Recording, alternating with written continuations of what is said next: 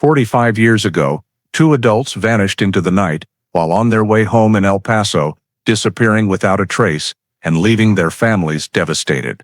Authorities suspected the ex-wife, who had a history of numerous conflicts with the victims, of being involved in the disappearance, but with no bodies and virtually no leads to pursue, the investigation quickly reached a dead end. However, through all those years, a cold case investigative team never gave up hope, clinging to the possibility that the truth still lay somewhere in forgotten documents. Then one day, while reviewing old evidence, they discovered a crucial detail that everyone had previously overlooked. A detail powerful enough to change the entire case and shock everyone involved in ways no one could have imagined. Before diving into this shocking story, let us know where you're watching from, and if you enjoy this video, don't forget to hit subscribe. El Paso in 1981 was a growing border city, stretching along the Chihuahuan Desert with arid terrain, hot winds, and the rocky Franklin Mountains running right up against residential areas. The eastern part of the city, especially along Montana Avenue, was still sparsely populated at the time, with dim streetlights, light nighttime traffic, and a complete lack of modern recording systems. Most security relied on direct patrols and citizen reports. Surveillance technology, GPS or data storage, was virtually non-existent, making tracking individual movements almost entirely dependent on witnesses and scattered observations. In that context, two local residents, Mark Siswell, 47, an industrial metal salesman, and Karen Hartley, 53, who worked at a private lodging facility, maintained a stable romantic relationship that had lasted several years. They lived separately, but often met on weekends, mainly in the western part of El Paso. On June 3, 1981, they were seen at Sunland Park Racetrack and Casino, a busy entertainment venue near the New Mexico border, where they were recorded leaving the parking lot sometime between 1:10 and 1:20 a.m. From there, their most logical route would have been along McNutt Road or Mesa Street, heading north, likely continuing via Trans Mountain Road to reach Karen's residence. However, by the next morning, neither showed up for a pre-arranged family gathering, an unusual behavior since they were very punctual and rarely missed appointments without notice. After numerous unanswered calls to Karen's landline, some relatives decided to split up and check possible routes they might have taken in the early hours. By late morning, they found Mark's Plymouth parked right along the edge of Montana Avenue, far from the expected route, sitting motionless in an illogical spot with no sign that the two were nearby. Searching the surrounding area yielded no further information, causing the family to fear something serious had happened. Immediately after discovering the abandoned vehicle, they contacted the El Paso Police Department to officially report the two missing and request investigative assistance. In El Paso in 1981, the process for handling reports of missing adults followed a fairly fixed mechanism, but still bore the marks of an era with limited technology. When the Siswell, Hartley family contacted law enforcement late in the morning of June 4th, the initial information was recorded by the El Paso Police Department's dispatch center before being passed to an officer assigned to missing persons cases. At that time, there were no regional alerts, no centralized missing persons database, and reports like this were typically assessed for urgency based on circumstances, background, and associated risk factors. The fact that two adults disappeared simultaneously in the night, combined with the vehicle being left in an unusual location, prompted the on-duty shift to immediately classify it as a high-priority case. The intake officer began by collecting all basic identifying data: full names, ages, occupations, residences, easily recognizable physical characteristics, the involved vehicle, and the last confirmed timelines. The family provided the time Mark and Karen left Sunland Park Racetrack and Casino, a description of Mark's vehicle, the location where the car was found on Montana Avenue, and the fact that they had been completely unable to contact either person since the previous night. All this data was entered into a standard missing persons form coded missing persons #8014,735 laying the foundation for the entire subsequent investigation. The initial scene context, a vehicle abandoned in a sparse area, far from the logical route, with no sign of the driver, was considered significant enough to prioritize the case. Once the file was opened, Patrol Unit Command assigned the investigation to Sergeant Leon Morales, an officer experienced in handling disappearances in desert terrain conditions. His responsibility was to review all initial information, assess the risk level, and recommend the first steps to take. Morales quickly compiled the facts provided by the family, combined with the limited data law enforcement had, the time they left the entertainment venue, the distance to their intended destination, their described personalities and habits, and the context of the vehicle's discovery. This step aimed to create an overall picture before making any investigative decisions. In his preliminary analysis, he considered the three possibilities typically applied in 1981 when adults were reported missing. The first possibility was voluntary departure, considered based on the victim's history, stability in life, and the presence or absence of obligations. However, the family insisted that Mark and Karen had no history of sudden disappearances, and their simultaneous vanishing weakened this possibility. The second possibility was an accident, a major factor in El Paso's desert environment, where remote roads, limited visibility, and steep terrain sections could lead to undetected incidents. But the car was found in a visible location, showing no signs of collision or rollover, significantly reducing the accident likelihood. The third and most serious possibility was third-party intervention, though at the time the file was opened, there was no direct evidence to specifically support this hypothesis. However, the fact that both disappeared at the same time and the vehicle was placed off-route forced Morales to treat it as a possibility that could not be ruled out. To evaluate which had the most basis, Morales applied the standard principle of the era: prioritize analysis of the location and condition of related property, especially the vehicle. Cars were often key markers in missing persons cases, particularly in low-traffic, remote areas. Therefore, Morales's first and most important decision was to examine the abandoned vehicle scene as soon as possible before evidence could be altered or lost due to the desert environment. Although there was no specific evidence yet to determine whether a crime had occurred, Morales regarded this as the focal point to begin the investigation. This aligned with standard 1981 procedures when lacking tracking technology, digital data, and most initial assessments relied on direct field observation. The initial investigative team was assembled to prepare for approaching the scene, consisting of the lead investigator, a scene documentation officer, and a patrol support unit for the Montana Avenue area to ensure safety and secure the necessary perimeter. Morales stated this would be the starting point for the entire file and requested absolute objectivity since no clear signs pointed to any hypothesis yet. Examining the abandoned vehicle was identified as the first decisive step to find a logical starting point for the open missing persons investigation. Mark Siswell's Plymouth was located on the eastern edge of Montana Avenue, a stretch that was then sparsely built up, running through a transition zone between scattered residential areas and the foothills of the Franklin Mountains. The area where the car was found was a shallow depression right next to the asphalt edge, where the ground mixed fine sand and loose gravel, typical of western Texas desert terrain. When Sergeant Leon Morales's team approached, the visual context showed the car had not encountered any obstacle forcing a sudden stop.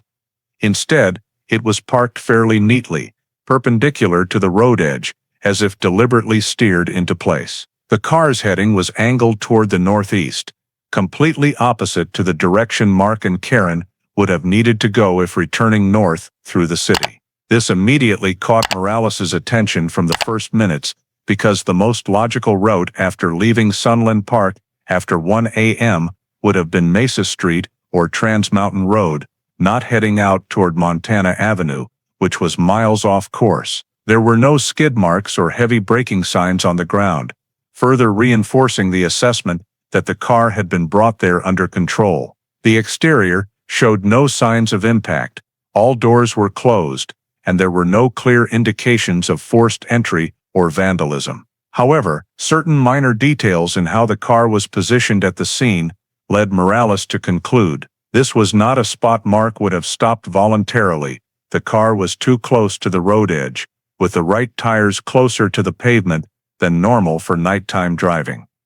At the same time, there was no reasonable explanation for Mark to deviate from the main route in this manner. Environmental factors also played a major role in scene evaluation. Nighttime desert winds could erase footprints and tire tracks within hours, so Morales noted that what he was seeing was only a remnant of the scene, not a full reflection of what had happened hours earlier. The slight slope of the ground made observing traces even harder, and the fine sand layer under the tires indicated the vehicle had been stationary long enough for dust to accumulate, though the exact duration could not be determined. This did not necessarily indicate criminal activity, but it contradicted the idea that Mark or Karen had experienced a traffic issue causing the stop. In such cases, the vehicle's position typically showed emergency stopping signs or at least attempts by the driver to address the problem. The fact that the car was not on the logical route became increasingly clear when comparing the distance from the discovery site to the route the victims were expected to take.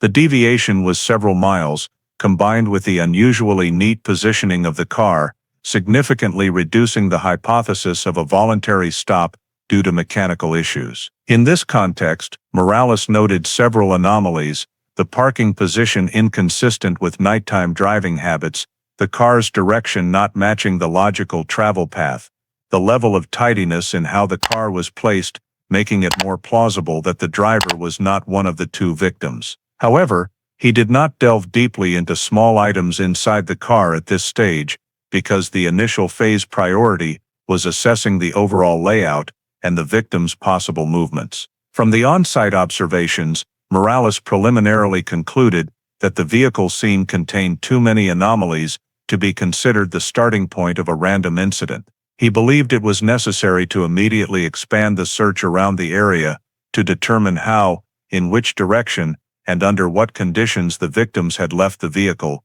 before proceeding with deeper investigative steps. Immediately after the vehicle scene assessment revealed many anomalies and no clear signs that Mark or Karen were still nearby, Sergeant Leon Morales proceeded to the next step in accordance with El Paso's 1981 Missing Persons Protocol: launch an emergency search in the immediate vicinity using the abandoned vehicle position as the starting radius. Per the standards of that era, a radius of 800 meters to 1.5 kilometers around the scene was typically considered the initial search zone to determine whether victims had left the vehicle on foot, encountered a sudden incident, or were in an area that could be overlooked by visual observation.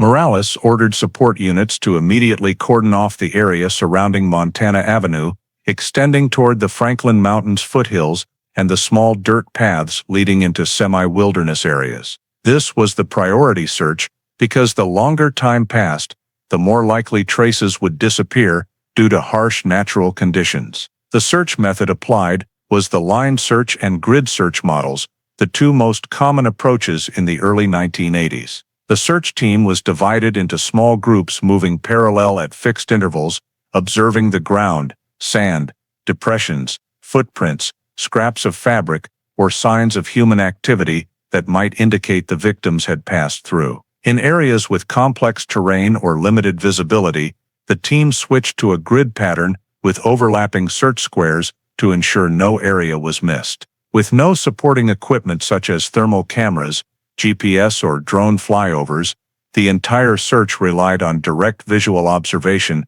and the rescuers' experience. El Paso Search and Rescue was mobilized immediately for support, while a Border Patrol unit was directed to patrol along dirt roads heading south, where terrain was cut by rocky gullies and soft sand areas. These units had desert operation experience and contributed significantly in assessing paths, wind direction, and the feasibility of each terrain route. The area around Montana Avenue itself was a mix of lightly trafficked asphalt, open dirt with dry grass and gravel, and wide exposed sand patches with no tree cover. Constant winds from the northwest erased surface traces within hours. Light footprints, small dropped items, or faint tire marks could quickly be covered by fresh sand. Additionally, daytime temperatures in early June El Paso could rise sharply, making the ground surface too dry to retain any human movement signs. This was the biggest obstacle for the search team: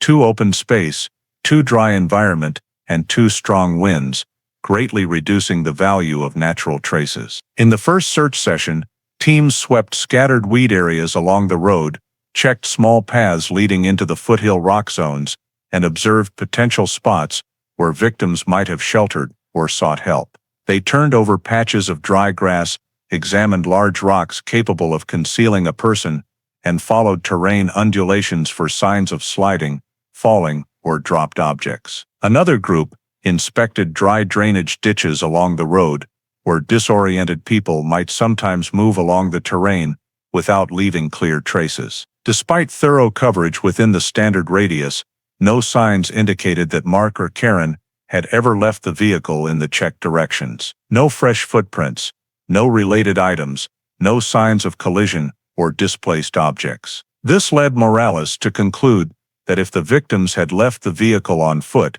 they had moved in a direction outside the initial search radius or had departed the scene by another vehicle. The tidy and deliberate nature of how the car was parked made him particularly attentive to the possibility that the victims had not left the vehicle on their own. After completing the close-range search without obtaining useful leads, Morales cross-referenced the field results with vehicle scene observations and agreed that the next step had to be expanding the search radius farther out into broader and more complex terrain. This was a necessary decision to determine whether the victims had moved beyond initial visibility or had been taken to another location after the car was abandoned on Montana Avenue. After completing the close-range sweep without finding any signs related to Mark or Karen, Sergeant Leon Morales moved to the next step in accordance with the standard procedure for handling missing persons cases in a vast open desert environment, expanding the search to key geographic areas within a reasonable travel radius from the location where the abandoned Plymouth was found. Based on the 1981 El Paso topographic map, Morales identified 4 priority clusters: the open desert stretches extending east of Montana Avenue, the rocky foothills of the Franklin Mountains to the north and northwest, the secondary dirt roads connecting Montana Avenue to the Red Sands Dune area, and the Rio Grande Riverbank area to the south, where the terrain is lower and features numerous small trails formed by grazing and informal travel. Each area required its own search strategy due to significantly different terrain structures and human vehicle mobility capabilities. The open desert area to the east was identified as the easiest to visually check, but the hardest to preserve traces. With flat terrain and frequent strong winds sweeping across the sand surface, any traces such as footprints, drag marks, or small debris could disappear within just 1 or 2 hours. Morales assigned a team to conduct a wide strip search pattern, divided into parallel lines longer than those used in the close range, but the result was still no discovery of any signs of interference or movement attributable to the victims. To the north and northwest, where the Franklin Mountains foothills gradually increase in slope, the area was more difficult to access. The terrain featured numerous rock crevices, small alcoves between large boulders, and natural paths formed by erosion. This was considered a location where the victims might have sought temporary shelter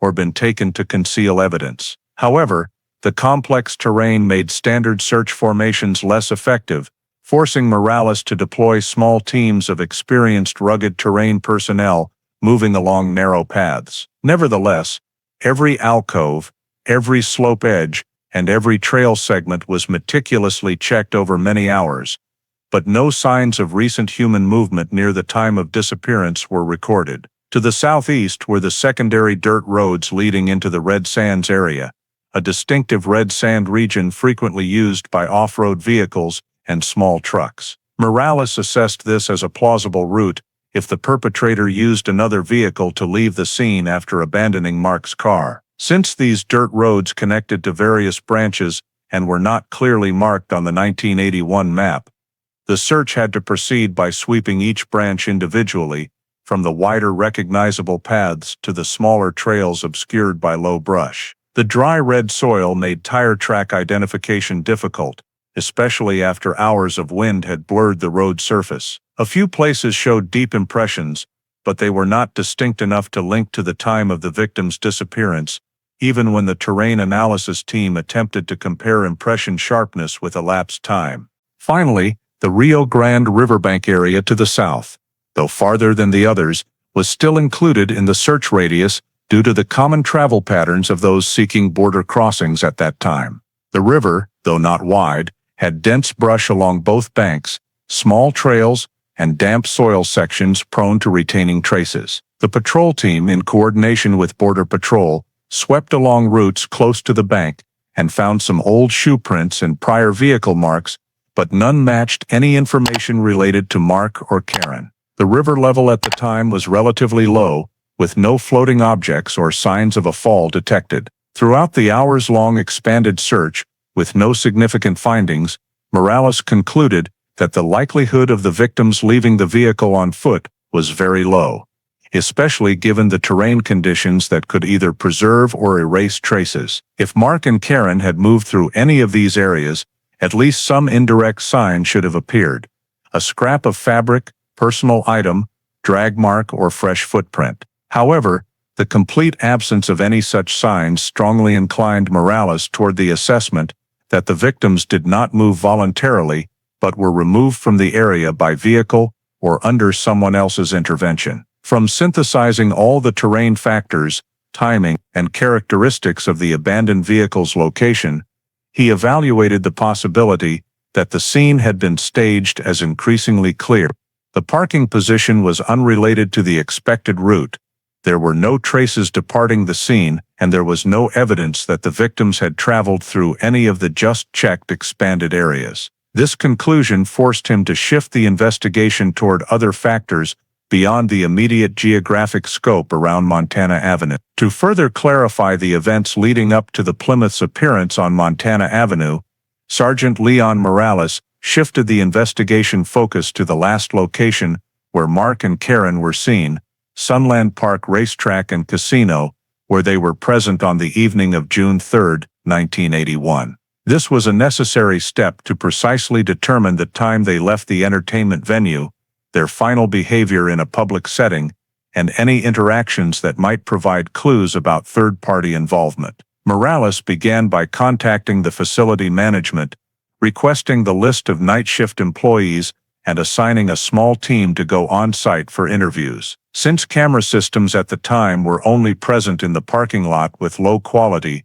reconstructing the timeline based on witness statements became the key element. The front desk staff, token exchange personnel, 2 blackjack dealers, bar staff, and security team were all questioned in sequence about what they observed during the time Mark and Karen were at the facility. The first point to clarify was the departure time from the casino. Initially, the family could only provide vague information that they left sometime after 1 a.m. However, through the statement of the parking lot security guard, who conducted periodic checks of the exits, Morales obtained a more precise time frame. Mark and Karen left the parking lot between approximately 1:10 and 1:20 a.m. The guard recalled the Plymouth leaving in a normal state, with no signs of haste or distress. This matched the faint black and white camera recording, though the image was insufficient to identify anyone or clearly observe behavior at the vehicle. After confirming the departure time, Morales focused on determining whether there had been any noteworthy interactions between them and anyone else. That evening, the bar staff reported serving Mark and Karen 1 round of drinks around 11 p.m. Then both appeared relaxed, showing no signs of arguing or anxiety. The blackjack dealer also confirmed that Mark played a few hands, while Karen mostly stood watching, with no conflicting behavior toward other players. Some nearby patrons described them only as a normal couple with no apparent issues. However, when Morales probed deeper about people in the surrounding area that evening, a server recalled that on the previous evening, June 2, a woman had appeared near the gaming table where Mark was playing.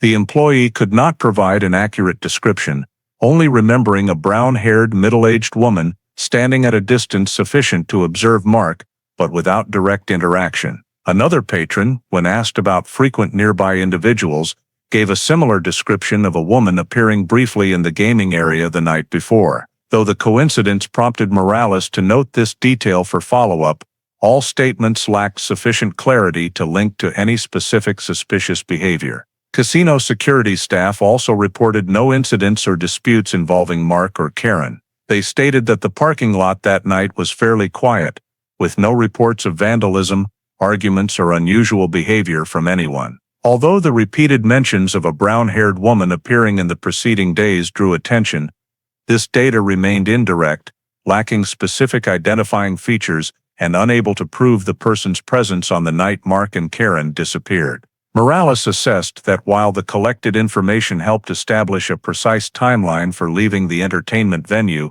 it was not strong enough to open a new investigative direction or demonstrate direct approach to the victims immediately before departure. No witness claimed to have seen them speaking with a stranger, no public altercation occurred in the casino area, and no recorded conflict suggested the disappearance could be tied to an event there. Reconstructing the timeline from witness statements helped the investigation establish a reliable timeframe for the journey from the casino, but it yielded no clear leads on the next direction of travel or third-party intervention at that location. Ultimately, after compiling all statements from staff and patrons present at Sunland Park on the night of June 3, Morales concluded that the data clarified certain time points but was insufficient to identify a specific investigative direction or pinpoint anyone directly involved. Finding the next answers required shifting to data sources outside the casino. Based on the established timeline from statements at Sunland Park Racetrack and Casino, Sergeant Leon Morales moved to a critical analysis step in the missing persons investigation,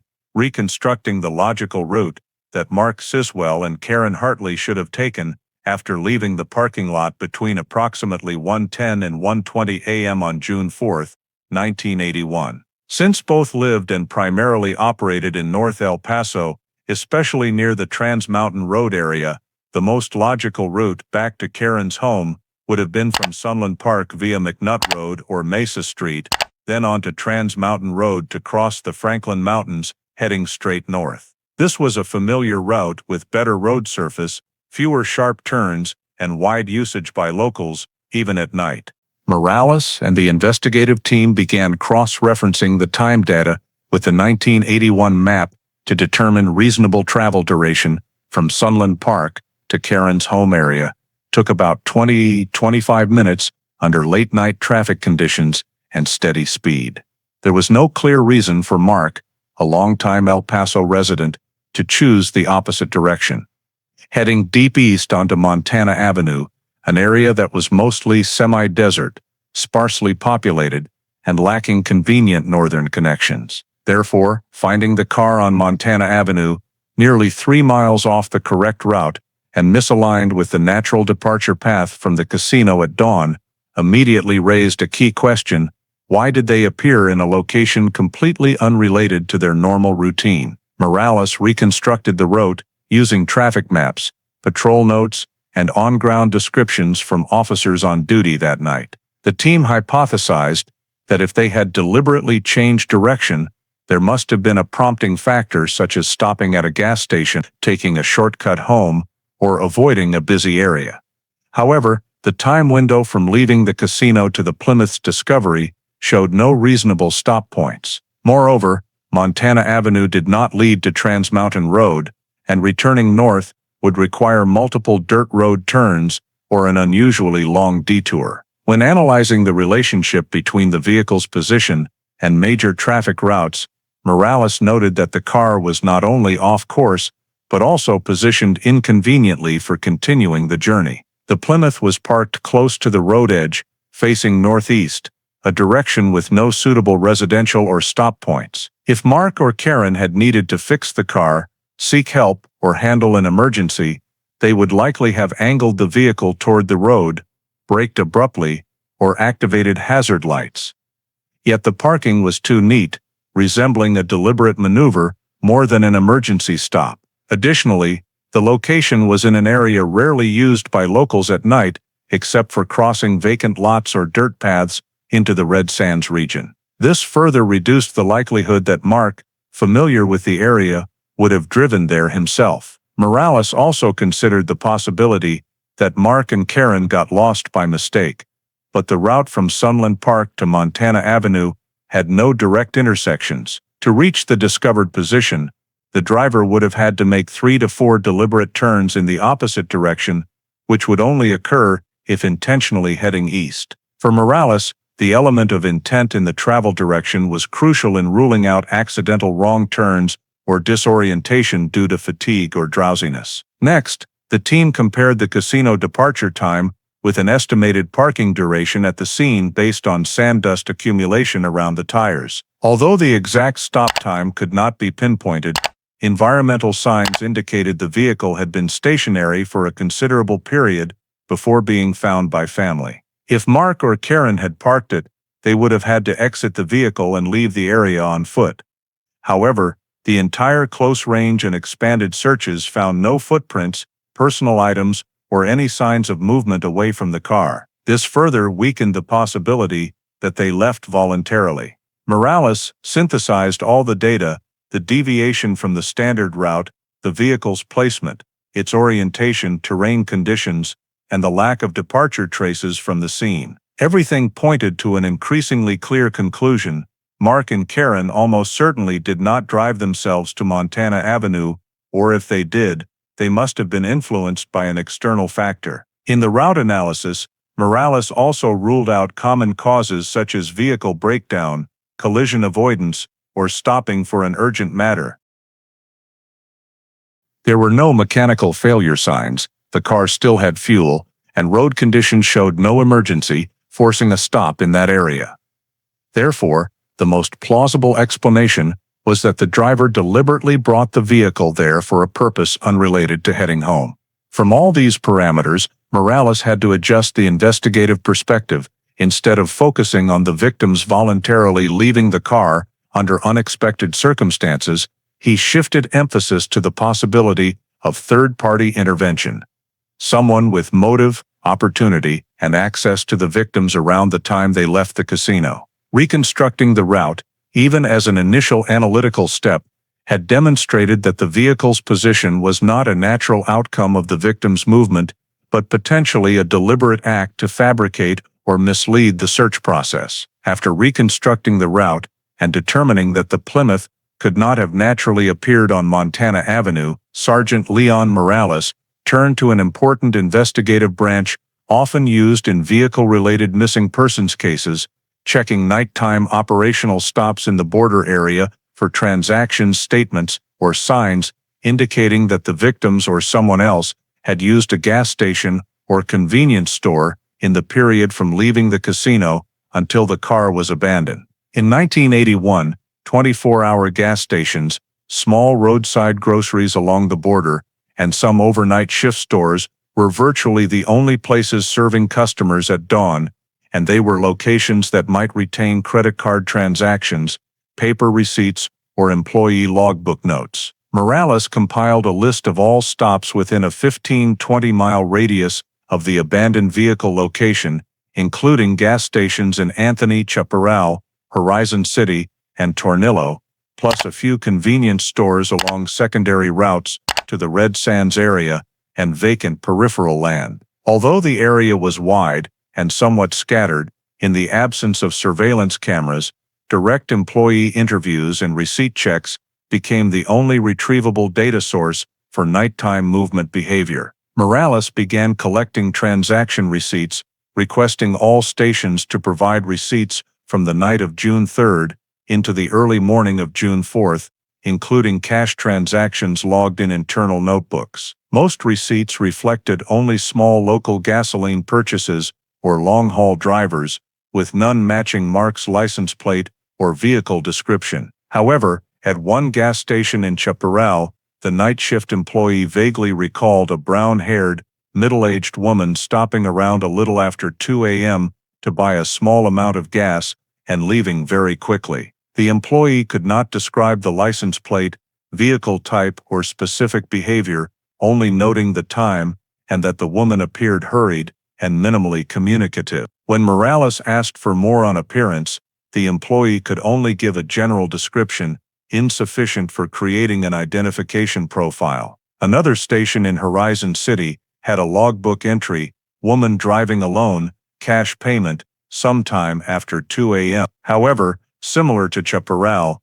no specific features allowed direct connection to the victims or any suspect. The timing overlapping with the possible window of Mark and Karen's movement was the only factor causing Morales to retain this as reference data. Continued receipt collection revealed a prominent feature, a high volume of cash transactions with minimal detail due to the lack of electronic data storage requirements. This made tracing the individuals who made purchases nearly impossible, especially in a border area with considerable and diverse nighttime traffic. Morales and the team acknowledged the clear limitations of relying on paper receipt systems, as transactions could not be tied to specific identities and employees often only vaguely remembered customers. A few other employees, when asked if they recalled anyone fueling up that night, could only mention seeing a few unfamiliar cars, but could not confirm seeing the Plymouth or the victims.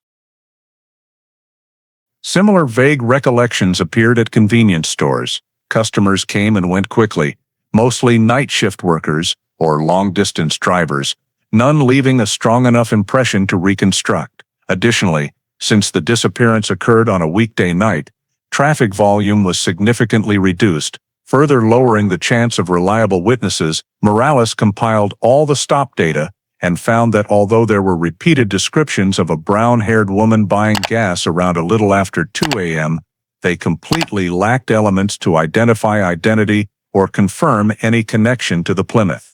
These details were indicative at best, not confirmatory, as the area had many middle-aged women driving alone on border routes. Moreover, the recorded times at the gas stations did not perfectly align with the casino departure window, making coincidence difficult to rule out. All of this meant Morales could not use the gas station data as direct evidence, only as supporting information to help identify general movement trends within the time frame under analysis. After completing the review, Morales concluded that the information obtained from the nighttime stops was still insufficient to confirm that the victims or the vehicle driver had appeared at any of the establishments. Most of the data was raw, full of gaps, lacking specific identifying features, and provided no direct leads. Although there were noteworthy descriptions of an unknown woman, they did not reach the necessary reliability level to establish a clear investigative direction. Morales had to treat these details as supplementary parameters rather than central focus, and continue evaluating other factors related to the vehicle and the departure from the casino in search of more reliable developments for the case. To continue narrowing down the possibilities related to the journey of the Plymouth and to determine whether the vehicle was used by someone else after Mark and Karen left Sunland Park, Sergeant Leon Morales ordered a comprehensive technical analysis based on the technological capabilities available in 1981. Since this period lacked electronic surveillance systems, modern analytical equipment, or microscopic tracing methods, most of the evaluation had to rely on manual observation, field experience, and terrain knowledge. The first step was to check the fuel level in the tank, a factor often overlooked but one that provides critical data about the distance the vehicle had traveled since its last refueling. According to information provided by the family, Mark typically filled the tank fully before taking Karen out for the weekend,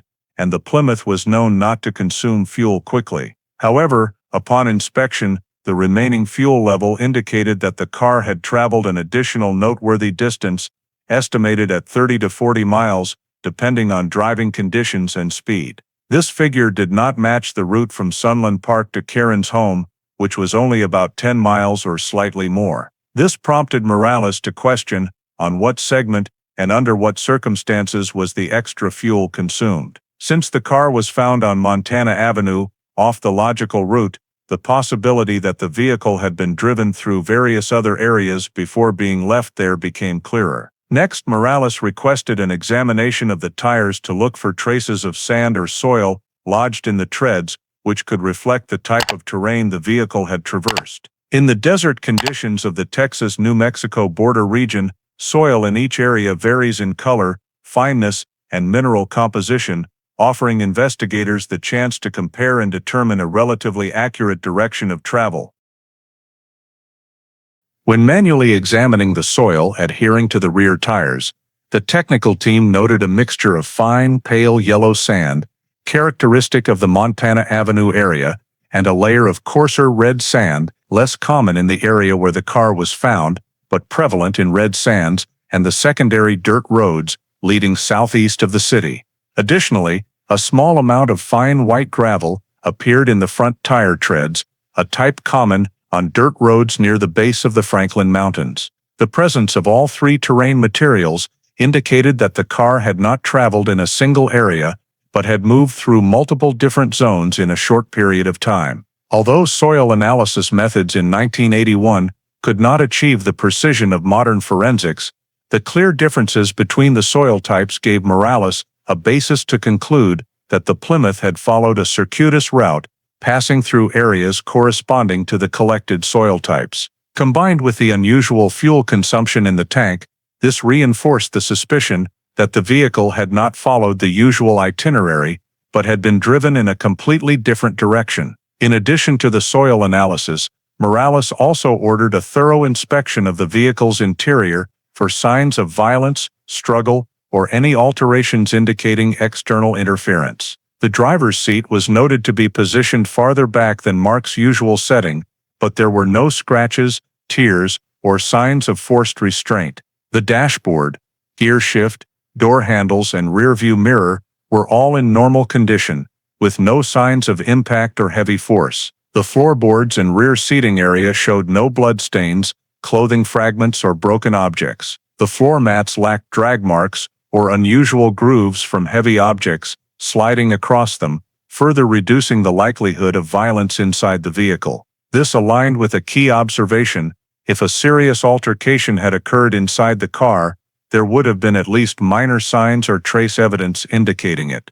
The fact that the car was excessively clean, compared to expectations in a missing persons case, actually heightened suspicion that the vehicle may have been driven under controlled conditions, without resistance, or possibly after the victims were no longer inside it. Morales then combined all the analysis results: the abnormal fuel consumption, distinctive soil traces from multiple areas, the absence of violence indicators, and the unusually neat positioning of the car at the scene. Individually, each factor made it difficult to form a strong hypothesis, but when synthesized, they created a clearer picture.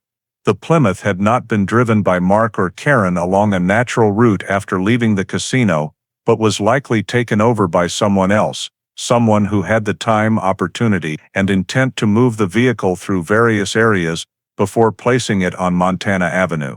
The lack of signs of emergency stopping, no errors in parking maneuvers, and no evidence suggesting a sudden situation that forced the victims to abandon the car further highlighted the theory that the vehicle had been used as part of an act of staging or concealment. Morales's technical conclusion at this stage was, the car was most likely used to transport the victims away from the casino area before being deliberately abandoned, and tracing the vehicle's journey backward, though difficult, was the key to understanding what happened after they left Sunland Park.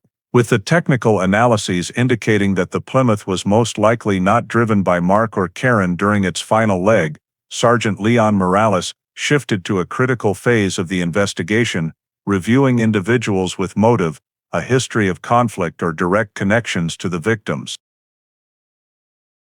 Following 1981 procedures, the initial list typically included family members, close friends, co-workers, business partners, and anyone who had had personal disputes with the victims. After verifying that Mark and Karen had no financial disputes, debts, or complicated business dealings, Morales focused on family relationships, particularly any issues that could lead to tension. Through statements from the Siswell family, he learned that Mark had gone through an acrimonious divorce from his ex-wife Diane Chandler, and their post-divorce relationship was described as tense, unstable, and at times difficult to control. Some family members noted that Diane had been unhappy about Mark starting a new relationship with Karen, and had occasionally shown up unannounced at Mark's home in the period following the divorce. Therefore, even without specific evidence, Morales placed Diane in the category of persons of interest requiring examination. The next step was to obtain a direct statement from Diane to establish her whereabouts on the night Mark and Karen disappeared. When interviewed, Diane stated that on the evening of June 3rd, she was home alone in Denver, Colorado, and did not leave the house all night. She said she did not clearly recall her bedtime, but firmly asserted that she did not drive anywhere and that no one else knew her schedule. Morales asked Diane for more details about her activities that day, places visited, people met, and anything that could corroborate her statement. Diane said she had gone shopping for a few small items during the day, but did not remember receipts, and certainly no one could confirm she was home that evening. He also asked whether Diane knew that Mark and Karen would be at Sunland Park on the evening of June 3rd. Diane completely denied it. However, when cross-referencing Diane's statement with the timeline constructed from the casino, from the time they left Sunland Park to the appearance of the Plymouth and the amount of fuel consumed, Morales noted a major inconsistency. If Diane had truly been in Denver the entire night, it would have been difficult for her to travel the long distance to El Paso and back without leaving traces of transportation or stops. Yet no evidence showed she had left Denver at that time, nor were there gas receipts or witnesses along the road. Vague reports at the Chaparral and Horizon City gas stations about a brown-haired woman lacked sufficient identifying details to match Diane, and while the coincidence was suspicious, it held no legal weight. Morales also considered the possibility that Diane could have rented a car, borrowed one, or received assistance from someone else. However, rental records in El Paso, Las Cruces, or Denver showed no information connected to her in the days before or after the disappearance. Additionally, neighbors around Diane's home in Denver, when re-interviewed, said they did not recall seeing her leave that night, but such statements reflected only subjective perception and could not be considered conclusive. Morales paid particular attention to the fact that Diane's statement was overly simple, lacking details about her activities that evening, and that no one could confirm her presence at home, making her alibi weak. But he was also aware that a weak alibi does not automatically turn someone into a suspect, especially without trace evidence or direct witness links. When weighing all factors against 1981 investigative standard, Morales recognized that although Diane was the person of interest with the most potential motive, due to the history of tension with Mark, the jealousy mentioned by family, and her described difficult-to-control personality, he had absolutely no physical evidence or independent data to hold her accountable for Mark and Karen's disappearance. The Plymouth bore no unfamiliar fingerprints, contained no incriminating items, had no surveillance footage, no receipts, placing Diane near El Paso, and no one had seen her at any public location that night. All Morales had was a potential inconsistency in her statement, and the context of a strained relationship, elements insufficient to obtain a search warrant, let alone pursue charges or formally designate Diane as a primary suspect. Therefore, at this point, Morales was forced to conclude that although Diane Chandler stood out as the only notable person potentially connected, he lacked the legal or evidentiary basis to pursue this investigative direction further. Diane remained classified only as a potential person of interest, but the file could not advance beyond that.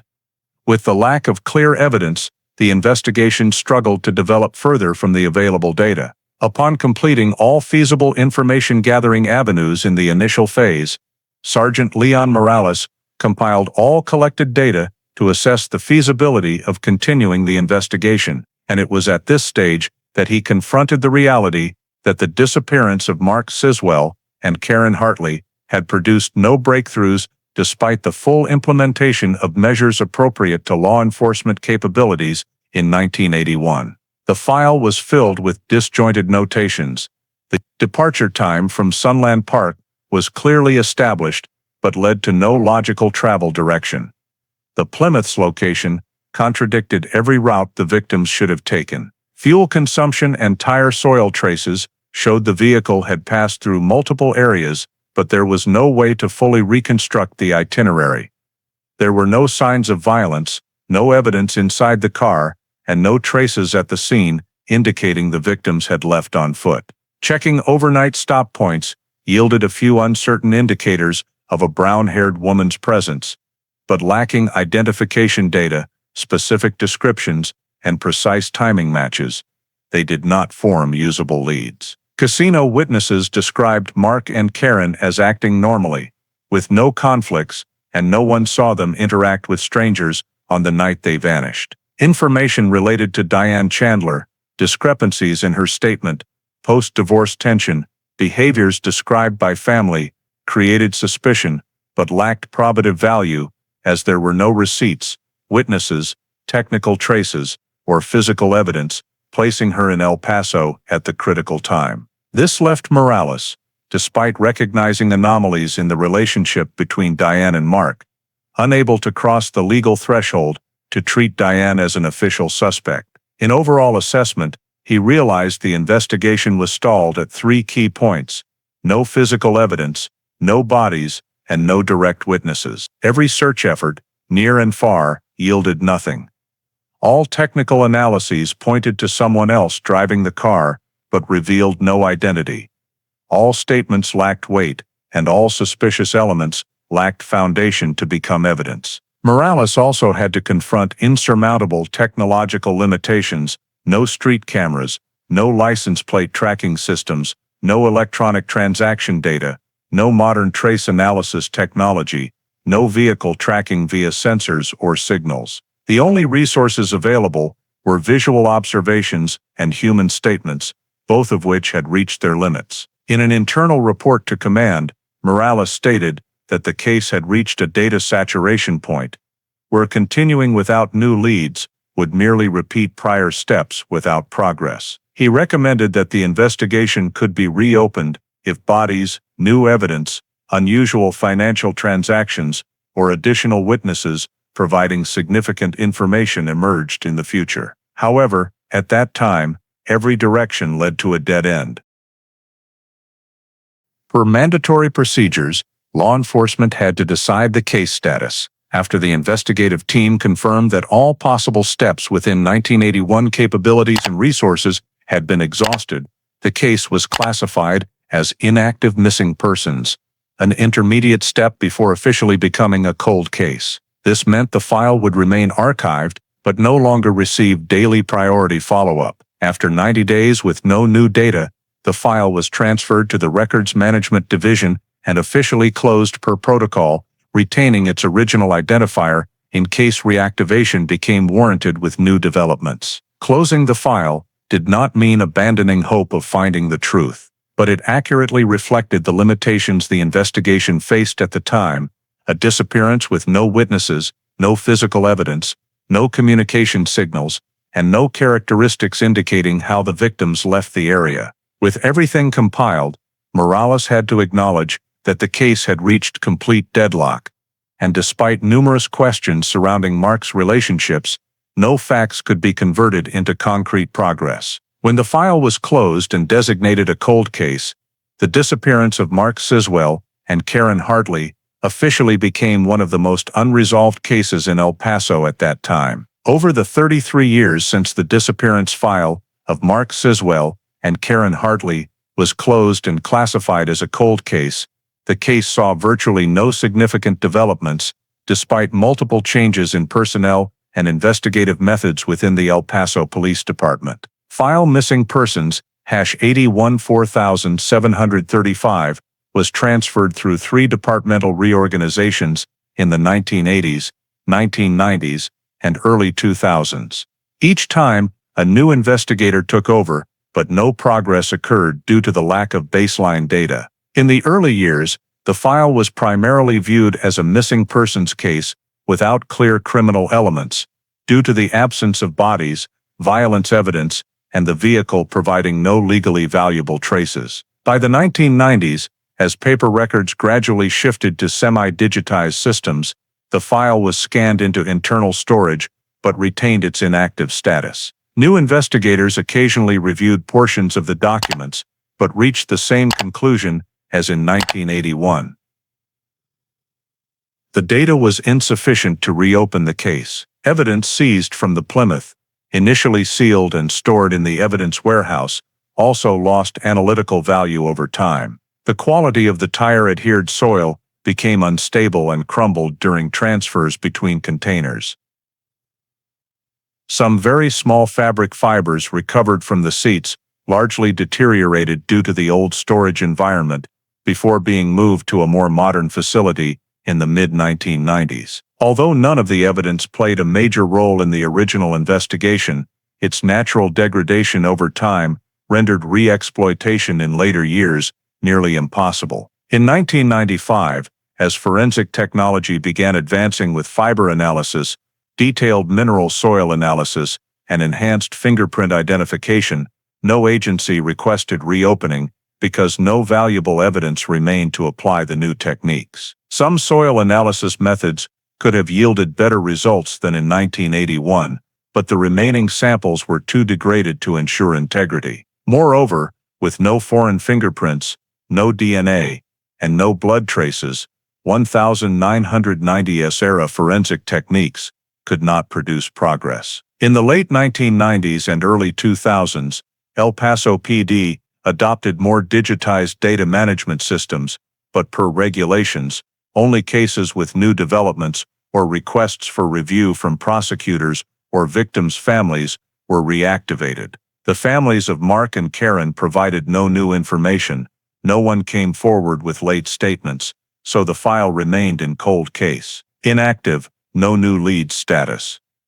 At that time, the department also lacked resources to review all backlogged files unless new leads appeared. Additionally, forensic technology from 2000 to 2010 advanced rapidly but primarily served cases with biological evidence, while disappearances without bodies or living evidence, like Mark and Karen's, remained among the most difficult to resolve.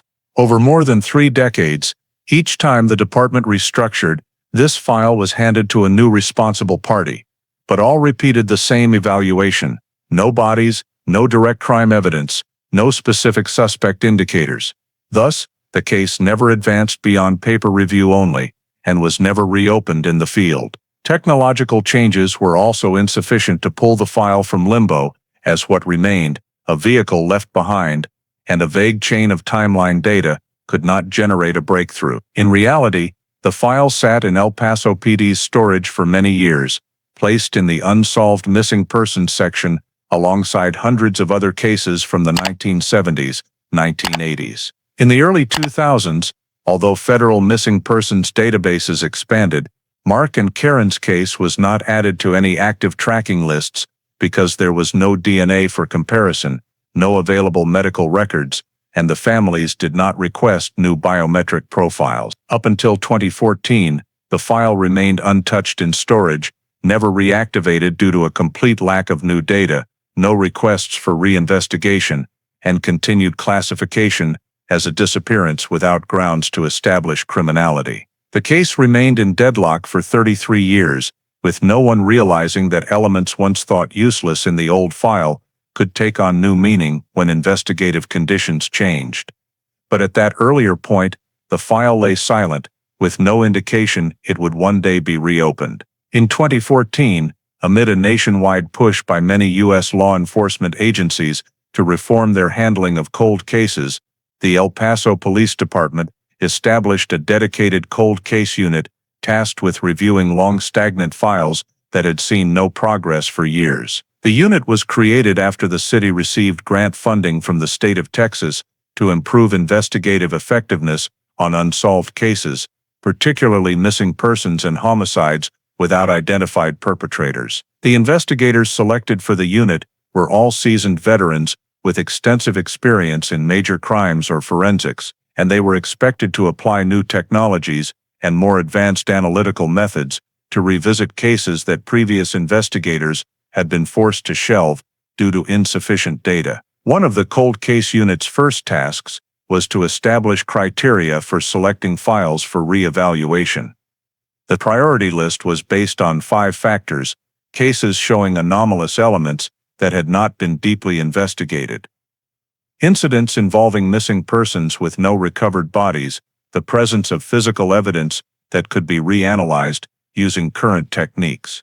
The potential emergence of suspects whose records might now appear in later databases, and the degree to which the case impacted community safety. During the review of the El Paso PD's cold case inventory, missing persons #814,735, the 1981 disappearance of Mark Siswell and Karen Hartley, stood out for several reasons. First was the abnormality of the vehicle crime scene.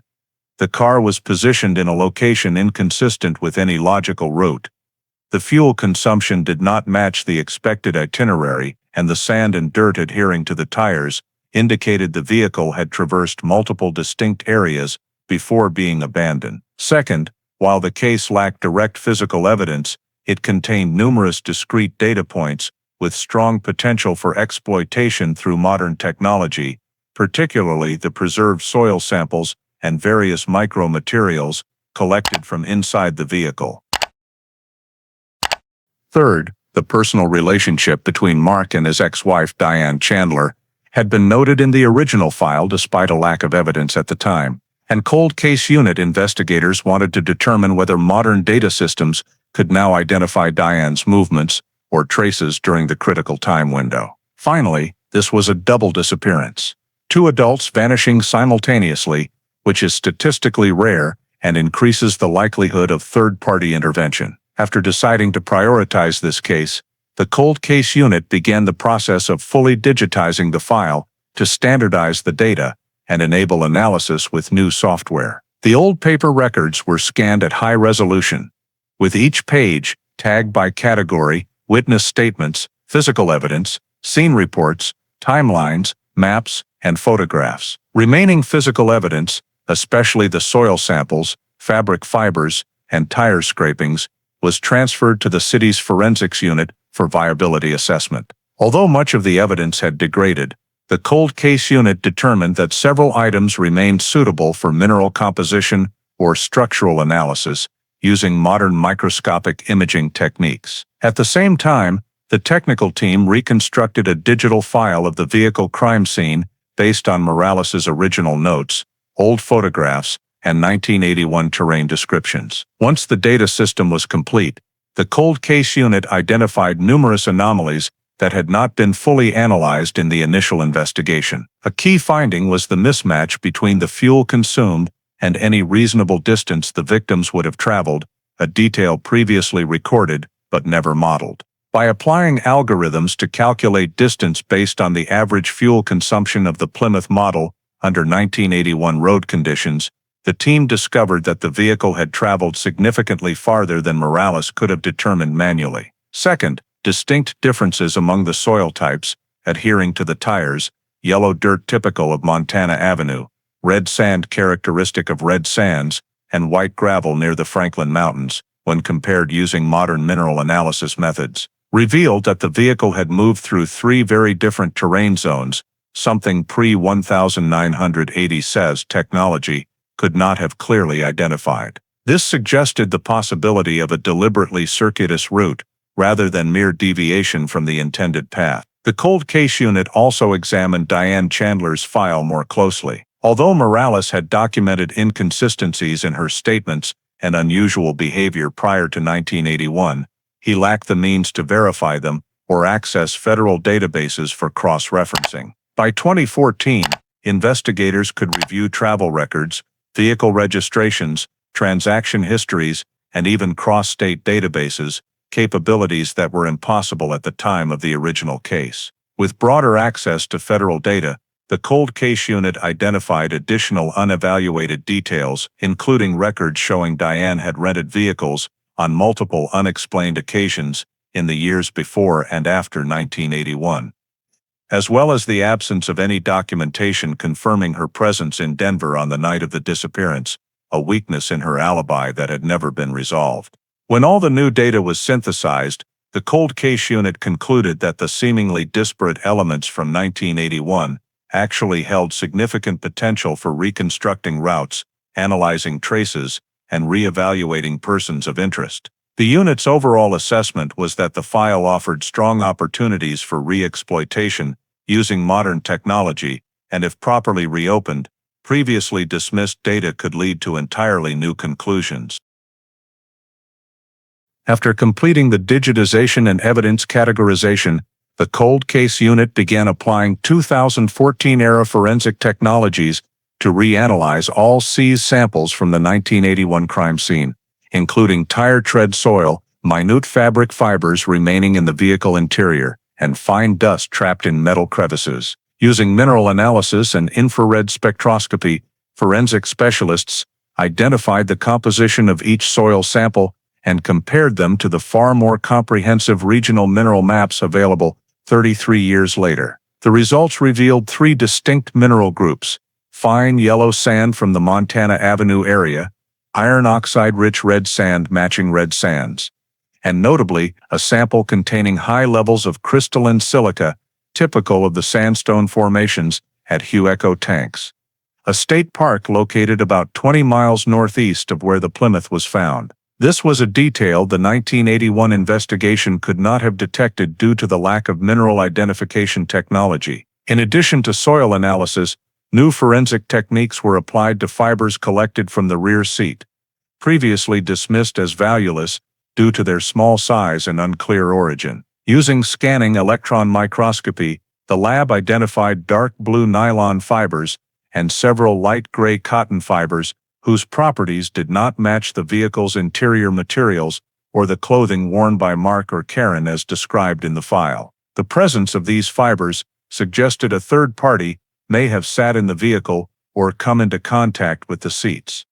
Although the fibers were insufficient for individual identification, they increased the likelihood that the car was driven by someone else after leaving the casino. The cold case unit also used route simulation software to model the vehicle's possible travel path, incorporating fuel consumption data, terrain features, and soil composition differences. This technique allowed reconstruction of potential itineraries the vehicle could have followed before ending up on Montana Avenue. One of the best-fitting routes aligned with the mineral data, starting from Sunland Park, passing through red sands, looping north, through sandy and gravelly areas near the base of the Franklin Mountains, then heading northeast toward Hueco Tanks, before returning to Montana Avenue to abandon the car. Although the simulation provided probabilities rather than certainties, its alignment with the mineral analysis results prompted the cold case unit to treat Hueco Tanks as a serious area of interest. This location spans hundreds of acres with natural rock wells, deep fissures, and complex terrain capable of concealing evidence for extended periods. When the team compared 1981 soil samples with samples collected from various areas around El Paso, only Hueco Tanks showed the highest degree of match, including crystalline silica structures, hematite streaks, and mixed sand layers typical of rainwater-deposited rock basins. Additionally, the coarse-grained soil embedded in the tire treads was characteristic of poorly maintained access roads found only at the park's secondary entrances, where off-road vehicles commonly travel. These factors led the cold case unit to conclude that the Plymouth had almost certainly traveled near or into the Hueco Tanks area on the night of the disappearance. In parallel with the physical evidence analysis, the unit reviewed Diane Chandler's personal records to determine whether she had any connection to the area. The 1981 files contained no specific details, but 2014 state management systems showed that Diane had visited El Paso multiple times in the late 1970s and early 1980s to see friends, including one recorded instance of passing through Hueco Tanks via the park's automated entry permit for visitors at that time. While this detail alone was insufficient to place her in El Paso on the night in question, it established that Diane was familiar with this complex terrain, a knowledge not common among residents outside the immediate El Paso region. The simulated road analysis indicated that the driver likely used lesser-known paths around Hueco Tanks, which would require some familiarity with the landscape. When combining the mineral composition, route modeling, foreign fibers in the vehicle, and Diane's documented visits to the area, the cold case unit recognized that these were no longer isolated data points, but interconnected elements that could form the basis of a new investigative direction. With tire soil pointing to Hueco Tanks and evidence suggesting the vehicle may have taken remote paths. The team shifted focus to explore the full range of possible connections between Hugo tanks and the disappearance of Mark and Karen, raising the question of whether someone with knowledge of the terrain or prior presence in the area had used this vast, fissure-filled location as a stopover during the Plymouth's movements after leaving the casino. In late summer 2014, while the cold case unit was analyzing evidence related to Hugo tanks, a completely unrelated event at Elephant Butte Reservoir, more than 100 miles north of El Paso, opened an unexpected new avenue for the investigation. Due to sharply reduced water levels after months of consecutive drought, portions of the reservoir bed that had been submerged for decades began to emerge, exposing objects that had sunk deep underwater since the 1970s and 1980s. Among the items discovered by the public was the heavily rusted frame of a vehicle, consisting mostly of corroded steel chassis and scattered body panels, but with enough remaining features for park rangers to suspect it might be an unreported vehicle from a past incident. The cold case unit was notified because they were on the contact list for any old mechanical objects found in the broader region linked to prior missing persons cases. When the scene examination team arrived, they recovered the frame and noted that its location, approximately 300 meters from shore in what had previously been a deep water area, made natural drifting highly unlikely. The vehicle had almost certainly been driven or pushed into the reservoir from a steep bank. Despite severe damage, part of the VIN remained legible after mechanical cleaning. The verification process involved wire brushing, high-resolution photography, oblique lighting, and magnetic powder to enhance the embossed characters on the steel. Once the critical portion of the VIN was identified, the cold case unit queried vehicle registration archives in New Mexico and Texas. The search revealed that the frame belonged to a rental sedan from the early 1980s, originally registered to a major car rental company in Denver. What caught the investigators' attention was that the rental records clearly showed the renter at the time the vehicle disappeared from the system in 1981 was Diane Chandler, Mark Siswell's ex-wife. This information immediately created a breakthrough, as the 1981 case file contained no data whatsoever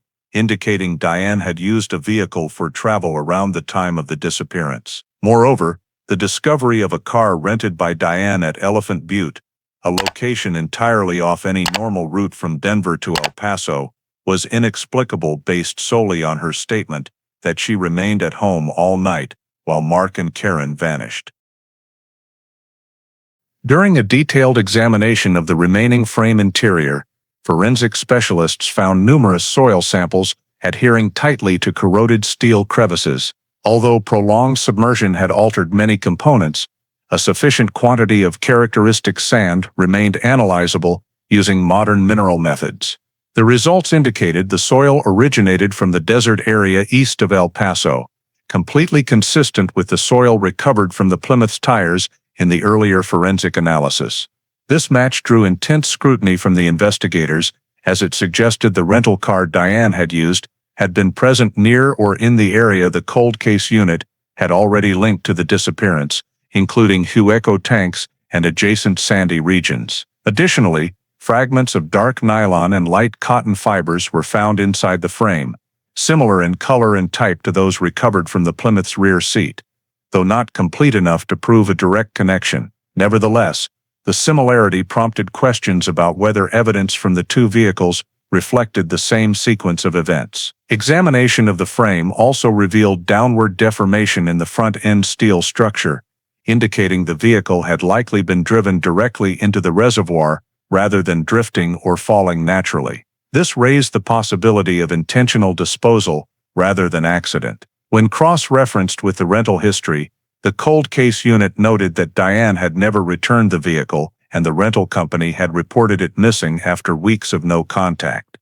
But this record had never been linked to the 1981 disappearance because there was no reason at the time to connect Diane to the case. The timing of the rental vehicle's disappearance aligned strikingly with the date of Mark and Karen's disappearance, something no one in 1981 had detected due to the lack of interstate data integration. The discovery of Diane's rental car in an unfamiliar location, bearing soil traces consistent with the suspected area, and showing characteristics of desert travel similar to the Plymouth's itinerary, caused the cold case unit to elevate Diane Chandler's status from potential person of interest to highly probable primary suspect. This finding not only dramatically expanded the scope of the investigation, but also highlighted previously unresolved contradictions in Diane's statements, compelling the team to examine more deeply every element related to her and the connection between two vehicles that appeared in entirely different contexts, yet converged on a strikingly similar geographic and evidentiary trail. After discovering that the vehicle frame belonged to Diane Chandler's usage rights,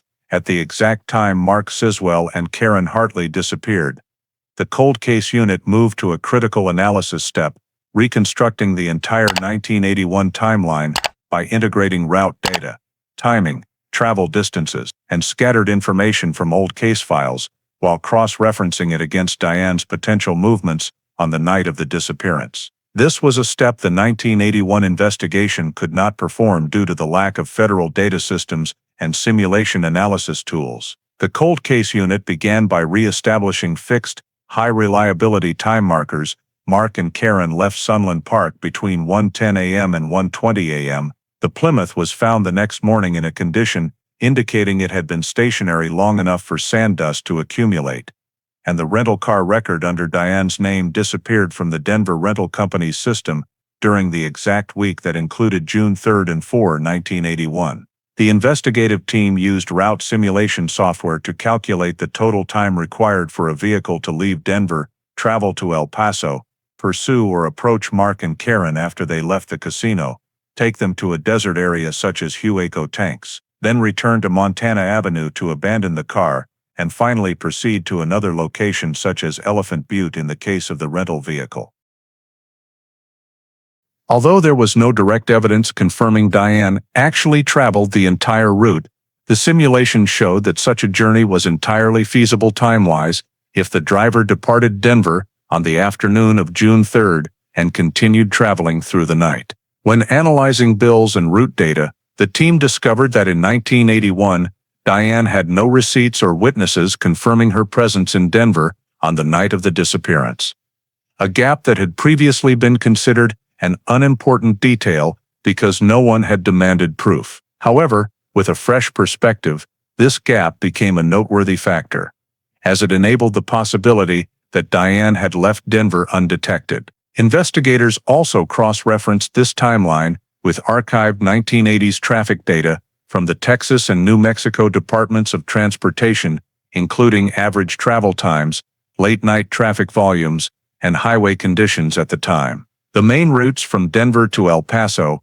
particularly via I-25, and then turning onto US 54, were determined to be clear at night, with no fixed checkpoints at key segments. This reinforced the possibility that a vehicle could travel long distances without leaving traces. When aligning Diane's timeline with the victim's timeline, the cold case unit identified a highly suspicious overlapping sequence. If Diane left Denver on the afternoon of June 3, she could have reached El Paso around midnight, giving her enough time to approach Sunland Park before Mark and Karen departed. The team considered the possibility that Diane followed them or approached their vehicle in the parking lot, a hypothesis consistent with vague descriptions in old files of a brown-haired woman appearing around Mark in the days prior.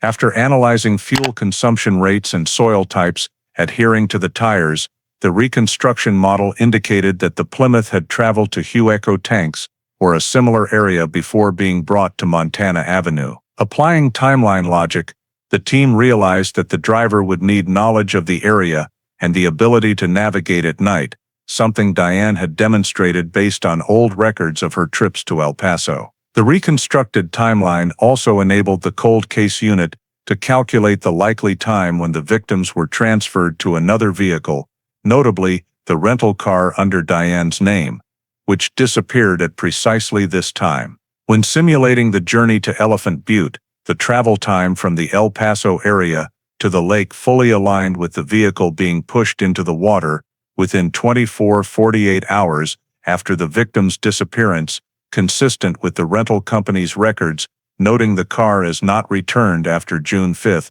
1981. Although the timeline is not absolute proof, it creates a logical, systematic, and highly coherent model superior to any data collected in 1981. More importantly, investigators determined that Diane possessed all three key elements: time availability, mobility capability, and familiarity with the suspect area. The route reconstruction provided a far more complete view of the sequence of events, no longer a disjointed collection of unrelated points. The cold case unit concluded that the new timeline constituted sufficient grounds to classify this as a disappearance with criminal elements, and the newly obtained data required the 1981 file to be reactivated as a formal criminal investigation. To strengthen the newly reconstructed timeline model and identify additional objective evidence regarding Diane Chandler's potential movements on the night Mark Siswell and Karen Hartley disappeared, the cold case unit decided to review all 1981 Border Patrol paper logs, a data source the original investigation never exploited due to difficult access and lack of centralized archiving. Border checkpoints at that time typically hand-recorded information on vehicles flagged for stops when suspicious indicators were present, including general vehicle descriptions, driver behavior characteristics, and approach times. Although most logs were old, faded, and many pages damaged, the cold case unit persistently cross-checked every station in the broad area, from El Paso to Las Cruces. After weeks of review, a note at the Chaparral checkpoint station, located on a route the reconstruction model identified as potentially part of the Plymouth driver's journey, attracted the team's attention. The note, though brief, carried valuable information. 2:47 a.m. Brown sedan, female driver, appeared nervous, waved through. The entry did not list a license plate, specify the exact vehicle type, or mention any violation, but three standout elements prompted close scrutiny by the cold case unit. The recorded time fell within a reasonable window, according to the simulated timeline. The female driver description matched indirect data about a woman's presence around the victim's area, and the nervous behavior led the on-duty officer to add an extra dot mark, a practice Border Patrol used at the time to note unusual driver demeanor, even when the person was allowed to pass due to no actual violation. When the team cross-referenced this note with the route Diane could have taken from Denver to El Paso, they realized the Chaparral station lay precisely on the path a driver from the north would take to turn toward the Hueco Tanks area. From the Denver rental company records, the cold case unit knew Diane had rented a brown sedan, matching the log description, during the week of the disappearance, and never returned it. This significantly increased the note's value, as Border Patrol logs from that era rarely recorded vehicle color, unless the officer found something noteworthy. Continuing the time alignment, the timeline model showed that if Diane left Denver on the afternoon of June 3, she could have reached Chaparral shortly after 2:30 a.m., very close to the logged time. That window also overlapped with the period the cold case unit identified when the Plymouth could have been driven away from Sunland Park toward the desert area. Although the log lacked a license plate, the nervous behavior characteristic was deemed consistent with a scenario where Diane might have been operating a vehicle in connection with the disappearance. The team compared this log against Diane's entire movement data, which rested solely on a vague claim that she was home alone in Denver that night. The comparison rendered Diane's alibi untenable. There were no witnesses confirming her presence in Denver, no shopping receipts, phone transactions, or financial activity proving she was elsewhere, and most critically, the first objective evidence to emerge. The Chaparral log placed a woman driving a brown sedan on the exact route the analysis model identified as potentially linked to the disappearance. Although the log alone did not prove Diane was at the checkpoint, it completely demolished the only defense she had ever offered: her statement that she never left Denver. As new data illuminated the old file, the convergence of timing, route, and general description became too strong to dismiss as random coincidence. The cold case unit assessed that by cross-referencing the Border Patrol log, they had established an intersection point between the new timeline and independent data outside the El Paso PD system, a point the 1981 investigation never reached. With Diane's movement model on the night of the disappearance broken, the cold case unit concluded her alibi was entirely invalid. Based on the aggregate factors, including the discovery of Diane's rental vehicle frame at Elephant Butte, soil samples matching the suspect area, route simulation showing access to the victims, and the Border Patrol log collapsing her statement, the team determined they had sufficient legal grounds to seek an arrest warrant for Diane Chandler as the primary suspect in the 1981 disappearance. After Diane Chandler's alibi was dismantled by Border Patrol data, the cold case unit collaborated with the El Paso County District Attorney's Office to prepare the arrest warrant application under 2014 criminal procedures, utilizing all newly reconstructed evidence, the timeline model, matching actual travel, the discovery of Diane's rental vehicle frame at Elephant Butte, mineral analysis matching Hueco tanks, and the Chaparral log showing a female driver in a brown sedan at the precise time of Mark and Karen's disappearance. The warrant was approved after the district judge reviewed that the chain of circumstantial evidence, when assembled, formed reasonable grounds to believe Diane was directly involved. At that time, Diane was living in Tucson, Arizona, and federal law enforcement coordinated with El Paso PD to execute the arrest to prevent her from fleeing the state or destroying documents. The arrest occurred quietly in the early morning as Diane left home for work. She was informed of the warrant and transported to Pima County Detention, where the cold case unit directly accessed her for questioning under legal protocols. In the first interview, Diane maintained a tightly defensive posture, repeatedly asserting no involvement and claiming the old file had been misinterpreted. The cold case unit's 2014 methodology differed completely from 1981 practices. They presented each piece of evidence chronologically, starting with the vehicle frame at Elephant Butte, then mineral analysis, route simulation, the new timeline, and finally, the Border Patrol log.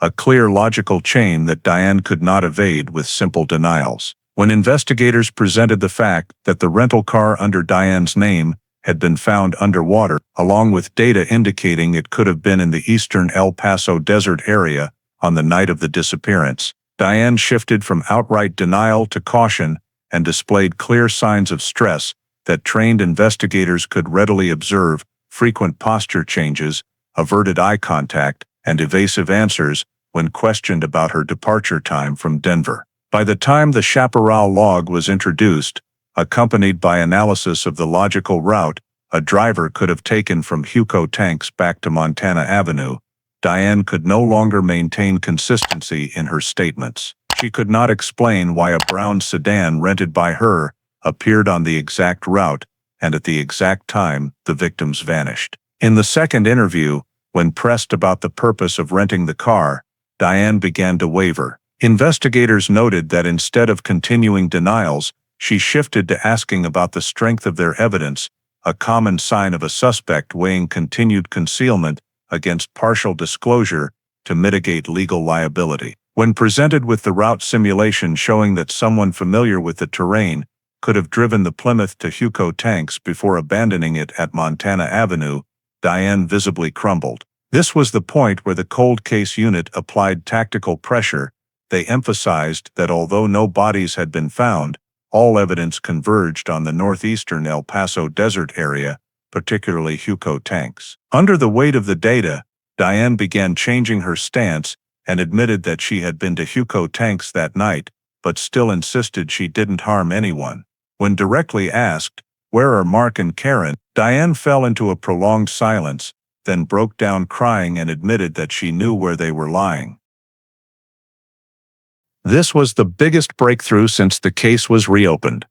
In subsequent statements, Diane confessed that after following Mark and Karen as they left Sunland Park, she approached them at a remote location, and things went too far, though she did not describe the exact process in detail.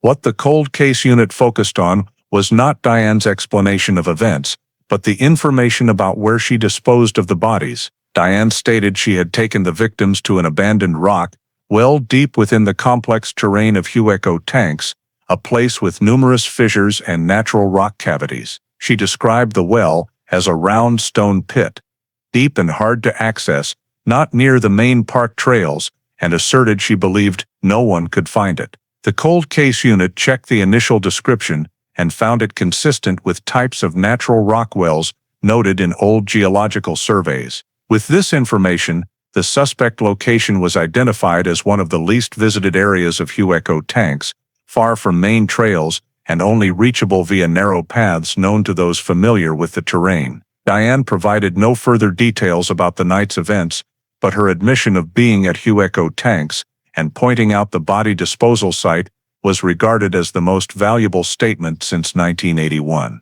The cold case unit immediately prepared a field verification plan for the rock well, Diane described, treating it as the next step to determine whether her statement aligned with reality and whether related traces of Mark and Karen could be found. Immediately after Diane Chandler provided information on the body disposal location, the cold case unit coordinated with the El Paso Search and Rescue Team, Forensic Unit, and Hueco Tanks State Park Management staff to plan a careful excavation as the described terrain was highly complex and the likelihood of surviving traces after more than 3 decades was very low. First, the investigative team had to precisely locate the rock well Diane described. Hueco Tanks is a vast sandstone formation with dozens of rock cavities, natural wells, and deep fissures, so Diane's description, a round well with a narrow mouth, located far from main paths, and only accessible via a narrow route requiring climbing over tilted rock, was converted into estimated coordinates by cross-referencing old geological survey maps. The survey team used aerial imagery and new LiDAR terrain data to delineate matching wells, then conducted ground surveys to narrow the range. After 2 days of searching, the team located the best matching rock well, a mouth about 1 meter wide, deep within the northeastern rock cluster of the park, far from any human footprints, and situated exactly where only someone familiar with the terrain could find it. Upon approaching the well mouth, the team established a safety anchoring system and lowered a specialized camera to assess internal conditions. Initial images showed a thick sediment layer at the bottom, mixed with unidentified material fragments. The camera recorded several bone-like objects, though not clear enough to confirm as human. After safety evaluation, a forensic technician was lowered into the well on a safety line. The clay and sediment layers at the bottom were carefully scraped away in thin increments, using small tools to avoid damaging potential evidence. About 1 hour after manual excavation began, the technician discovered a long bone segment with characteristics of an adult human limb bone. This discovery shifted the entire team to standard forensic skeletal recovery protocol, marking each fragment's position, recording depth, orientation, surrounding sediment structure, and carefully separating soil layers to ensure no later analysis distortion.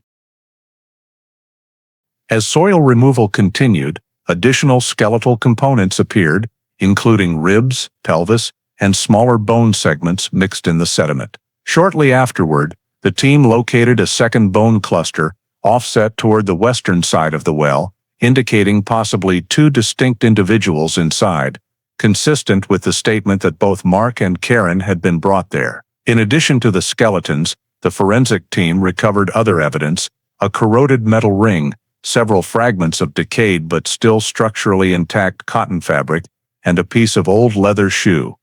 All were separately sealed per protocol for further analysis. After recovery was completed, all skeletal remains were transferred to the El Paso County Forensic Lab. There, forensic experts analyzed the bones to determine individual identities as well as cause of death, if data permitted. Based on pelvis structure, limb bone length, and skull thickness, technicians identified the first skeleton as an adult male and the second as a middle-aged female, matching the characteristics of Mark Siswell and Karen Hartley. For further verification, the team used the victim's dental records, which had been preserved in the original file, because both Mark and Karen had received dental treatment in El Paso. Although teeth were heavily damaged over time, certain features such as Mark's metal bridge, premolar shape, and incisor spacing remained sufficient for comparison. The results showed complete matches. For the remaining skeleton, Karen's dental record showed a large filling in her left molar, which was also present in the sample. Final conclusion: the skeletons in the rock well were those of Mark Siswell and Karen Hartley. Forensic experts could not determine a clear cause of death due to the absence of soft tissue and the fact that most bones lacked sharp force trauma marks. However, the discovery of both skeletons together in an isolated, deep, and difficult-to-access rock well constituted strong evidence of intentional body disposal, thereby completely ruling out any theories of accident or voluntary disappearance. When the forensic report was finalized, the 1981 disappearance was officially reclassified as homicide, and the remains of Mark and Karen became central physical evidence in building the criminal case. Finding the bodies, after more than 3 decades, not only provided decisive material proof, but also confirmed Diane's statement regarding the disposal location, reinforcing the reliability of the information she provided, and paving the way for the next prosecutorial steps in fully resolving the case. After the remains of Mark Siswell and Karen Hartley were identified at the rock well in Hueco tanks, and Diane Chandler's statement was legally recorded, the entire case was transferred from cold case investigation status to formal criminal prosecution proceedings. The El Paso County District Attorney's Office conducted a comprehensive review of all files, including new physical evidence, forensic reports, timeline models, mineral data, Border Patrol logs, and Diane's statement to determine the appropriate charging framework under Texas state law. The district attorney concluded that although a specific cause of death could not be determined, the chain of circumstantial evidence and the suspect's statement were sufficient to bring criminal charges at the highest level of severity. The proposed charges included first-degree murder for both Mark and Karen, kidnapping due to evidence indicating the victims were transported to another location, and tampering with or concealing a human corpse, as Diane admitted to placing the bodies down the rock well. A grand jury was convened in accordance with Texas state regulations to review the evidence and decide whether to indict the case for trial. After examining all the data provided by the cold case unit, the grand jury voted unanimously to indict Diane Chandler on all of the above charges. The trial opened in early the following year at the El Paso County Courthouse. There, the prosecution presented to the jury a logically sequenced chain of events: the journey of Mark and Karen leaving the casino, the unusual appearance of the Plymouth mineral analysis from the tires leading to the Hueco tanks area, the discovery of Diane's rented vehicle frame at Elephant Butte, a reconstructed timeline showing Diane had sufficient time and opportunity to access the victims, Border Patrol logs recording a female driver in a brown sedan on the exact suspected route, and finally, the information Diane provided about the Rockwell, which directly led to the recovery of the bodies. The prosecution also emphasized that the combination of physical evidence, geographic data, and the statement created a continuous chain of proof that eliminated the possibility of Diane's innocence. The defense attempted to argue that Diane's statement was given under psychological duress and could not be considered a clear confession.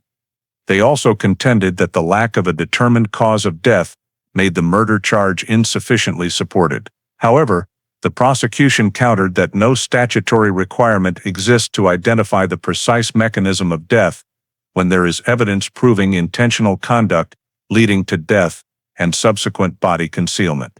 The prosecution stressed that Diane's precise knowledge of the Rockwell location, a site unknown to anyone else, was strong evidence of her direct involvement in the concealment process. Throughout the trial, which lasted more than 2 weeks, forensic experts, cold case unit investigators, park rangers, and mineralogy technicians were called to present their analyses. Each testimony further reinforced the structure of the evidence chain, that the travel paths of both vehicles, the Plymouth and the rented sedan, led to the Hueco Tanks area, that the rock well matched Diane's description, and that her familiarity with the terrain made deliberate concealment plausible. When the trial reached closing arguments, the prosecution asked the jury to consider the full scope of the case from the perspective of conduct, that Mark and Karen did not simply vanish, but were taken to a remote location and concealed in an attempt to hide the truth for over 3 decades. The defense continued to argue the absence of direct evidence, such as fingerprints, DNA, or eyewitnesses.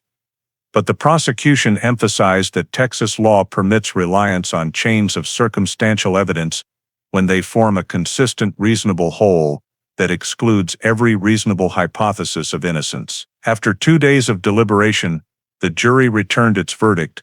Diane Chandler was found guilty on all charges. The judge read the sentence: life imprisonment without parole for both first-degree murder counts, plus an additional penalty for tampering with a human corpse. Diane showed no strong emotion when the sentence was pronounced, but her attorney stated they would consider appeal options. However, in the overall assessment of the trial, the sentence was deemed appropriate, given the evidence chain spanning more than 3 decades. With this verdict, the 1981 disappearance case was officially resolved. The files of Mark Siswell and Karen Hartley were closed as homicides, with the perpetrator identified after more than 33 years on ice. Bringing Diane Chandler to trial and conviction not only closed one of El Paso's longest-running cold cases, but also demonstrated that advances in forensics, combined with persistent file re-examination, can solve mysteries long thought to be buried forever by time. The story of the El Paso 1981 case, which stretched over 3 decades before being solved, reflects an important reality in modern American life. Justice may arrive late, but that does not diminish its value. In this case, the fact that the Plymouth was abandoned off route, the disappearance of Mark Siswell and Karen Hartley, and especially the body concealment at the rock well in Hueco Tanks, show that no matter how carefully a crime is hidden, it can still be exposed when technology, data, and human persistence converge sufficiently. Americans today live in a high-tech era, where forensic tools, root analysis, and digital data storage have advanced dramatically, factors that enabled the Cold Case Unit in 2014 to uncover truths that 1981 police could not reach. From this, a lesson can be drawn in modern society. Transparency and digital traces have become important safeguards of truth. The fact that investigators located Diane's rented vehicle frame at Elephant Butte or the Border Patrol paper logs, data that seemed meaningless at the time of the crime, reminds us that in life, small details can sometimes carry great significance. For each individual, this underscores the importance of honesty, because wrongful acts, even if hidden for a time, can still be traced back after many years. The story also shows that persistence of law enforcement, of the justice system, and sometimes of the community is the decisive factor in bringing what seems like a hopeless case to resolution. In modern life, where many people easily give up when facing difficulties, this lesson reminds us that a slow process can still lead to a worthy outcome. Finally, the fact that Diane once exploited the data shortages of 1981 to avoid suspicion but could not escape justice in 2014 reflects a core value of American culture. No one is above the law, and the system, though slow, will find its way to the truth. Thank you for following the entire journey of solving the El Paso 1981 case after more than 3 decades in deep freeze. If you want to continue joining us for more in-depth investigative stories like this, please hit subscribe to the channel. See you in the next video, where we will continue exploring mysteries that time seemed to have buried forever.